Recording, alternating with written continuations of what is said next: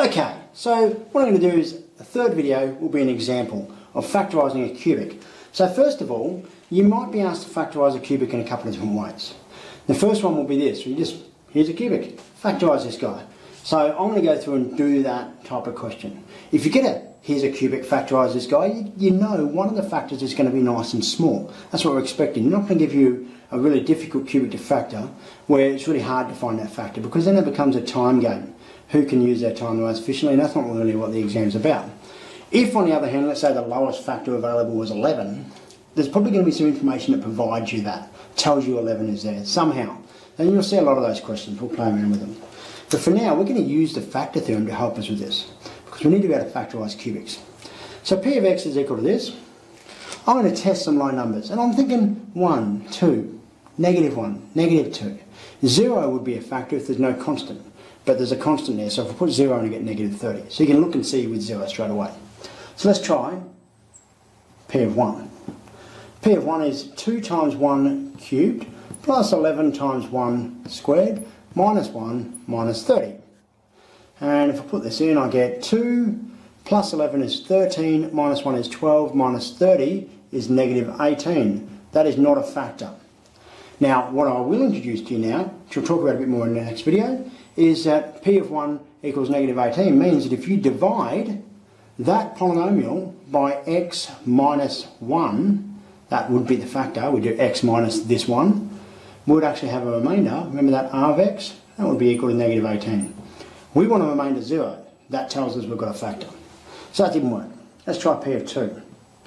P of 2 is equal to 2 times 2 cubed plus 11 times 2 squared minus 2 minus 30, and we've got 2 cubed. Now I'm expecting 2 to be a closer answer, because this negative 30 really blows the 1 out of the water. We don't have the coefficients to match it. But 2 cubed is 8 times 2, that's 16. I've got a positive 16 and a 44, so I'm up to positive 60.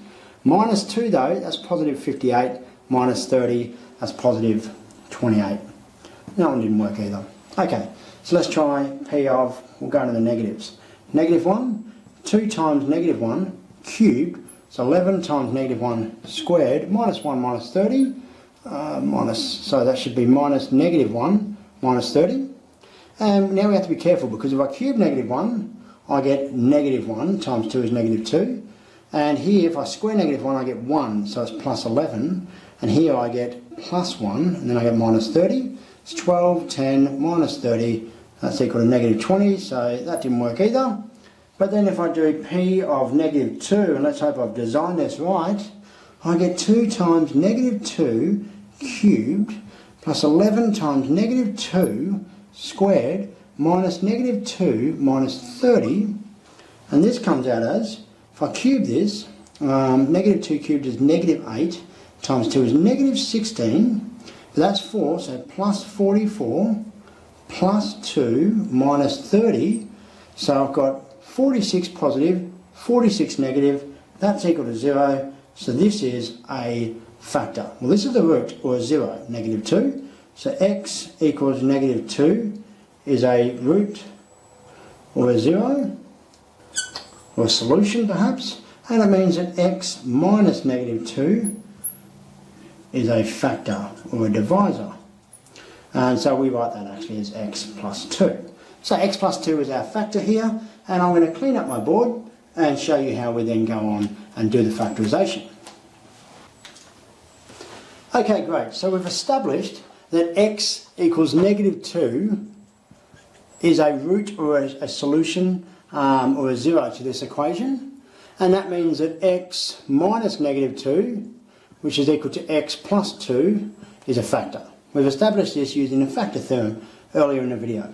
Now we're going to actually do that factorisation, but we're going to use that equating coefficients method. So I've got P of x equals 2x cubed plus 11x squared minus x minus 30. And that means that I can write this down as x plus 2 times some quadratic, which I'm going to call ax squared plus bx plus c. Okay, a, b and c is pretty standard. We know a linear times a quadratic is equal to a quadratic.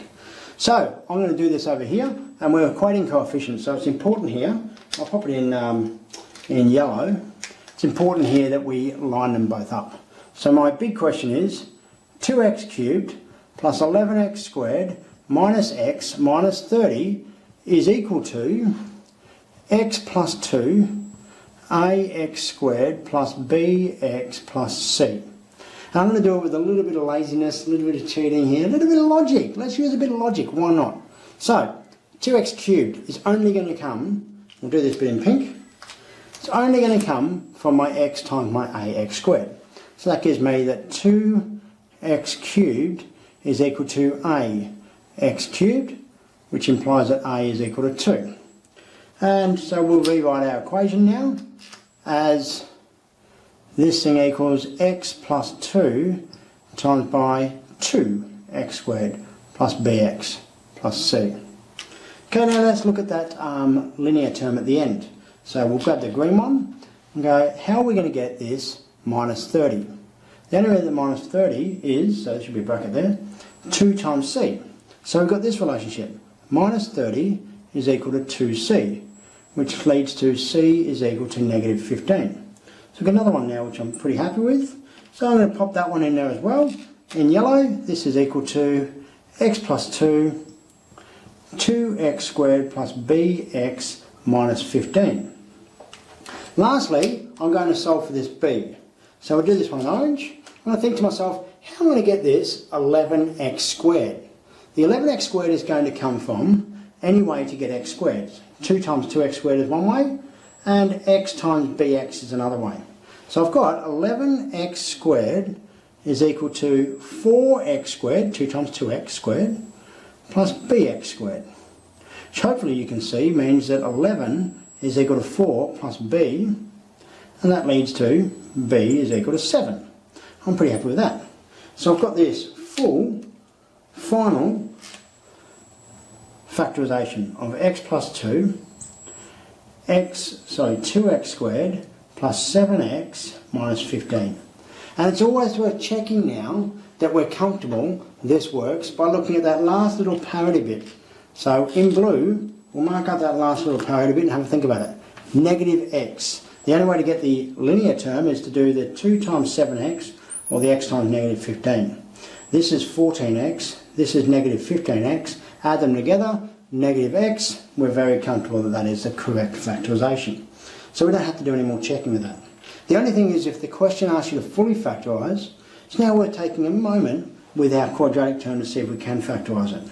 Hopefully you remember how to do this, and I'll go back and revisit if you're not sure. But this comes out as, definitely have a 2x and an x to get the 2x squared. To get the negative 15, one's negative, one's positive. It turns out that we end up with a negative 3 and a positive 5. That works. And that gives us our 10x minus 3x, 7x. So there are many ways to factorise that you will have learnt previously, so go back and review that if you need to. So this is fully factorised now. The question might say something like, solve for equals 0, or something along those lines. And if it did say that, then obviously you would go through and complete the question how it needs to be completed. Here we get negative 2, 3 over 2, or negative 5. And you can see in this case it was one of the factors was easy enough to find. Okay, so in the next video I'm going to go through and show you how you could use polynomial division for this particular case as well.